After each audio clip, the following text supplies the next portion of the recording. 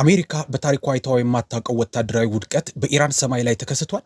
እጅግ ዘመናዊ የተባሉት ኤፍ-35 እና ኤፍ-15 አውሮፕላኖች እንዴት በቀላሉ ሊመቱ ቻሉ?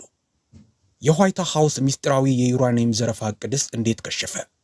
ስለነዚህ አነጋጋሪ ጉዳዮች የቀድሞ የጦር መሳሪያ ተቆጣጣሪ ስኮት ሪተር ዝርዝር መረጃዎችን ይነግረናል። እስከ መጨረሻው አብራችሁን ቆዩ። ይህ መረጃ ለሌሎችም እንዲደርስ ቪዲዮውን ላይክ በማድረግ ለቻናላችን ሰብስክራይብ ማድረጋችሁን እንዳትረሱ። Well, let's talk about this F-15, and what has gone on over the past 48 hours has been just a bevy of misinformation. እንግዲህ ስለ F-15 እና ባለፉት 48 ሰዓታት ውስጥ ስለተከሰቱት ነገሮች እናውራ። በኢንተርኔት ላይ በብዙ ሰዎች እየተሰራጨ ያለው መረጃ እጅግ የተዛባ ነው። ነገር ግን የምናውቀው ነገር ቢኖር በርካታ የዩናይትድ ስቴትስ አውሮፕላኖች መውደቃቸውንና መውደማቸውን ነው። እስኪ ስክሪኑን ተመልከቱ። እዚህ ጋር እያወራን ያለነው በትክክል ስለዚህ ጉዳይ ነው።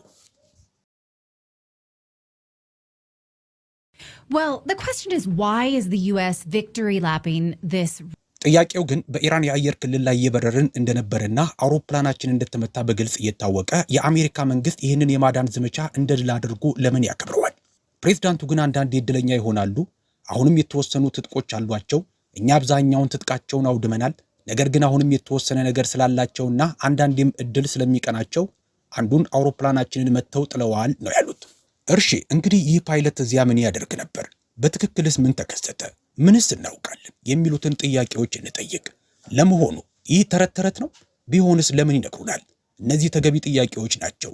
ፕሬዝዳንቱ ሰኞ ዕለት ከወታደራዊ መሪዎች ጋር በሰጡት ጋዜጣዊ መግለጫ ድርጊቱ እጅግ ደፋር ተግባር እንደነበረ ተናግረዋል።